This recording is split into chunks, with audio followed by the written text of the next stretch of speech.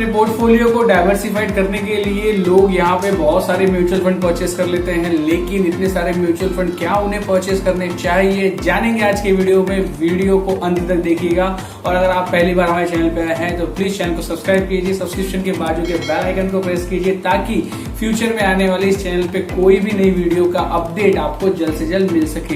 तो चलिए वीडियो को शुरू करते हैं। तो दोस्तों सवाल यहाँ से उठा है कि रिसेंटली मैं अपने एक फ्रेंड से मिला जिसके पास 15 म्यूचुअल फंड की स्कीम्स में इन्वेस्टमेंट थी, लेकिन उन म्यूचुअल फंड में बहुत सारी कैटेगरी सेम थी। यानी कि अगर उसने लार्ज कैप में 3-4 म्यूचुअल फंड में इन्वेस्ट किया था जो कि एक सेम कैटेगरी है, 2 उसके पास इंडेक्स फंड थे, 3 से 4 उसके पास स्मॉल कैप थे। तो अगर आपको एक ही कैटेगरी में इन्वेस्ट करना है तो अलग अलग एएमसीज को आप अलग अलग एक्सपेंस रेशियो क्यों पे कर रहे हैं। और इन म्यूचुअल फंड का जो एम होता है दोस्तों, अगर वो एक कैटेगरी को फॉलो कर रहे हैं तो वो ज्यादातर एक प्रकार के स्टॉक्स में ही इन्वेस्ट करते हैं। मान लीजिए अगर लार्ज कैप अगर आप म्यूचुअल फंड चूज करते हैं तो large cap mutual fund top 100 companies में ही इन्वेस्ट करते हैं। ज्यादातर सेम कैटेगरी के म्यूचुअल फंड में स्टॉक्स का ओवरलैपिंग होता है। हम आपको आगे दिखा रहे हैं, देखिए दोस्तों। अब हम आपको दिखाते हैं स्क्रीन के ऊपर advisorcoach.com करके वेबसाइट के ऊपर आपको दिखाएंगे कि म्यूचुअल फंड कैसे आप ओवरलैपिंग चेक कर सकते हैं, अपने म्यूचुअल फंड में कौन सी कंपनी सेम है। जैसा कि आप देख रहे होंगे स्क्रीन के ऊपर एडवाइजर खोज के ऊपर आप यहाँ पे जाएंगे अपने पोर्टफोलियो की ओवरलैपिंग को चेक करने के लिए। तो फर्स्ट है सिलेक्ट कैटेगरी। यहाँ पे अगर मान लीजिए कि आप लार्ज कैप म्यूचुअल फंड में 3-4 अलग अलग स्कीम्स में इन्वेस्ट करते आ रहे हैं और आपको चेक करना है कि वो म्यूचुअल फंड में कौन कौन से स्टॉक्स ओवरलैप है, तो आप देख सकते हैं। आप यहाँ पे लार्ज कैप सिलेक्ट कर लीजिए, उसके बाद अपने म्यूचुअल फंड्स के नाम डाल दीजिए। कोई भी 2 म्यूचुअल फंड को आप कंपेयर करके देख सकते हैं। फर्स्ट हमने डाल दिया Canara Robeco blue chip, second हमने डाल दिया एक्सिस ब्लू चिप। यहाँ पे जैसे ही हम सबमिट करेंगे वैसे यहाँ पे ये हमें ढूंढ के बताएगा कि कितने स्टॉक्स इस म्यूचुअल फंड में ओवरलैप हैं।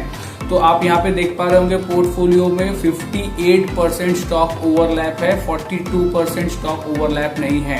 यानी कि जितने आप नंबर ऑफ स्टॉक्स देखेंगे तो 26 स्टॉक्स हैं जो इन म्यूचुअल फंड में कॉमन है और कैनरा रोबेको में 20 स्टॉक्स है जो एक्सिस ब्लू चिप के मुकाबले कॉमन नहीं है और एक्सिस ब्लू चिप में 11 स्टॉक्स है जो Canara Robeco blue chip mutual fund के मुकाबले कॉमन नहीं है। दोस्तों आपको लेके चलते हैं ईटी मनी की वेबसाइट के ऊपर, जिसके ऊपर हम आपको ये दिखाएंगे कि इन दोनों म्यूचुअल फंड जो कि सेम कैटेगरी से बिलोंग करते हैं, इन दोनों म्यूचुअल फंड में इन्वेस्ट करके आप कितने डिफरेंट टाइप के एक्सपेंस रेशियो इनको पे करते आ रहे हैं।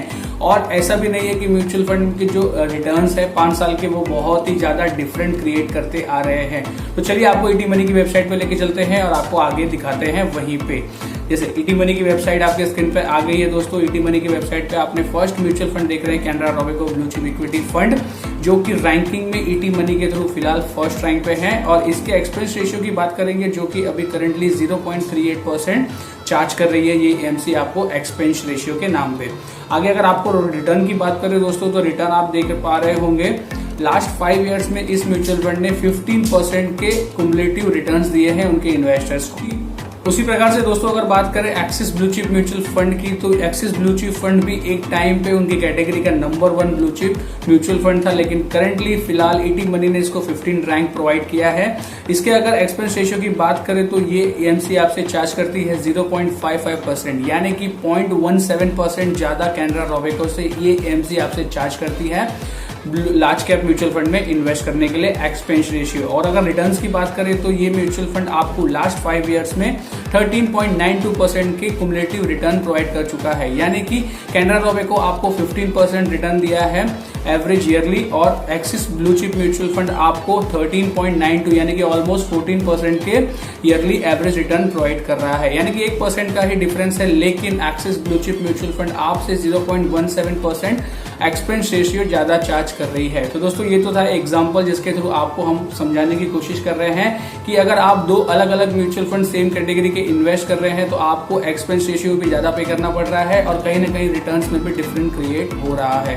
दोस्तों ये तो था एग्जांपल, लेकिन फाइनल कंक्लूजन की अगर बात करें तो फाइनल कंक्लूजन इस वीडियो से निकाल के हम आपको ये देंगे कि अगर आप बहुत सारे म्यूचुअल फंड में इन्वेस्ट कर रहे हैं तो सेम कैटेगरी के ऊपर जरा ध्यान दीजिए। सेम कैटेगरी के ही बहुत सारे म्यूचुअल फंड आपको खरीदने की जरूरत नहीं है। किसी एक कैटेगरी के एक म्यूचुअल फंड को परचेस करके भी आप अपने लॉन्ग टर्म पर्पस को मीटअप कर सकते हैं।